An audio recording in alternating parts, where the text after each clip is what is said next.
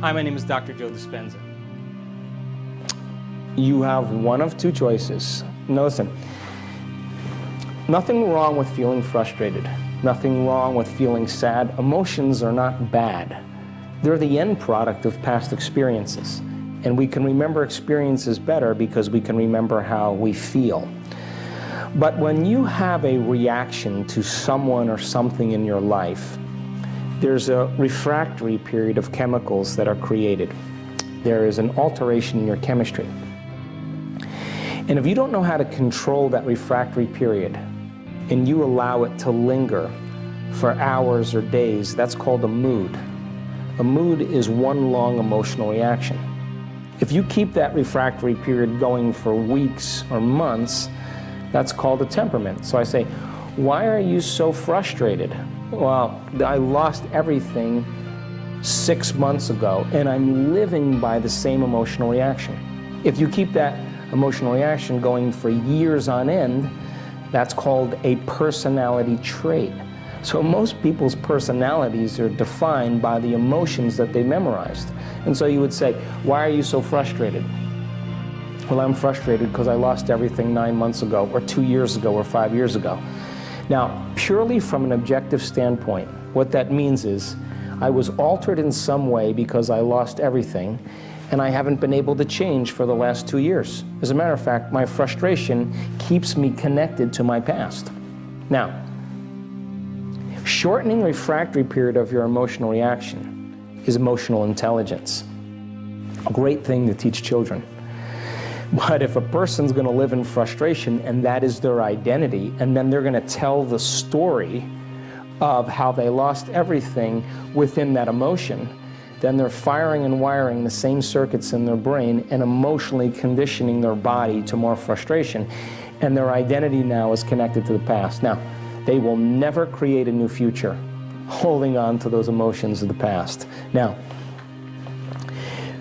I have had many challenges in my life that have left very strong emotions. I understand them, I'm human. But at what point do you realize that living by frustration is, number one, not loving to you? Because those chemicals push the genetic buttons that will ultimately create a disease, number one. And number two, frustration is causing you to view your life through the lens of frustration, so you're going to look for more things in your life to reaffirm your addiction to frustration. And then you're going to hang out with people that complain and are frustrated too, and you're going to use each other to reaffirm your addiction, and that's called a culture.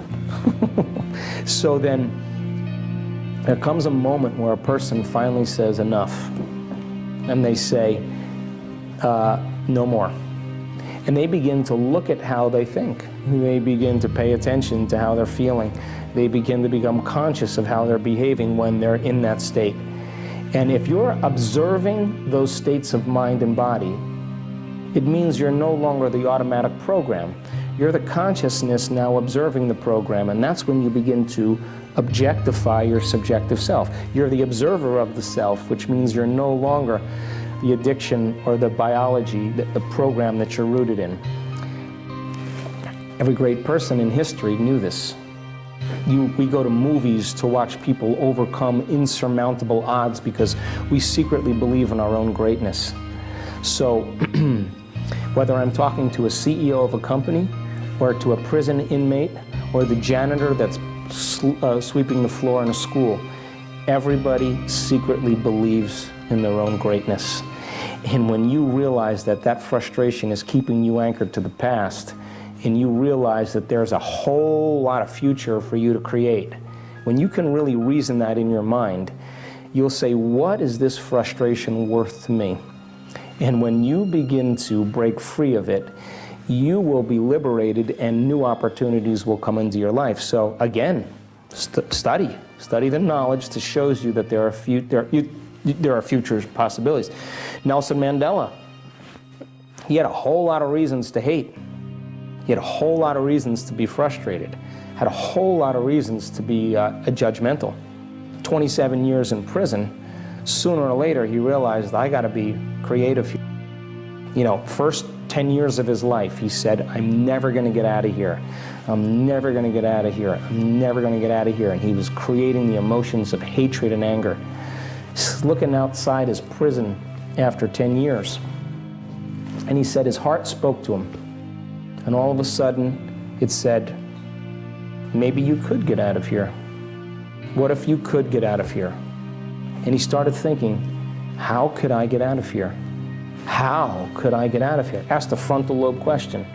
And all of a sudden, the frontal lobe begins to select different networks of neurons and seamlessly piece them together to create a new idea. And he says, I'm going to write letters to the United States on apartheid and anti-apartheid. So every week he writes letters and he sends them to the United States. A few years later, the United States starts answering. And then he says, wow, who's going to lead this nation? Who's going to lead this nation? Who's going to lead this nation? And then all of a sudden he started thinking, maybe I could lead this nation. Maybe I'm the guy that should lead this nation. And as he starts to ask this question, the most important question comes out. How would I have to be to lead a nation? Now this is greatness.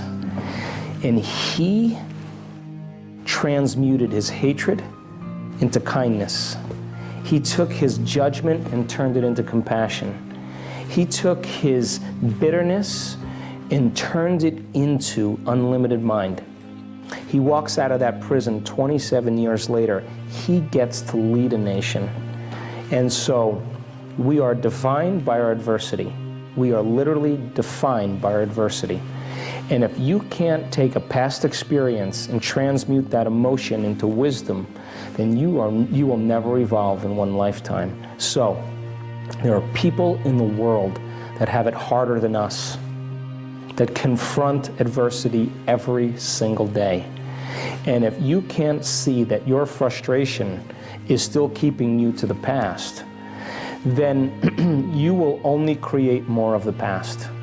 When you realize that that frustration can be transmuted into something else and that you tell the story of your own transformation one day, now you're liberated, and everybody can do that in this world.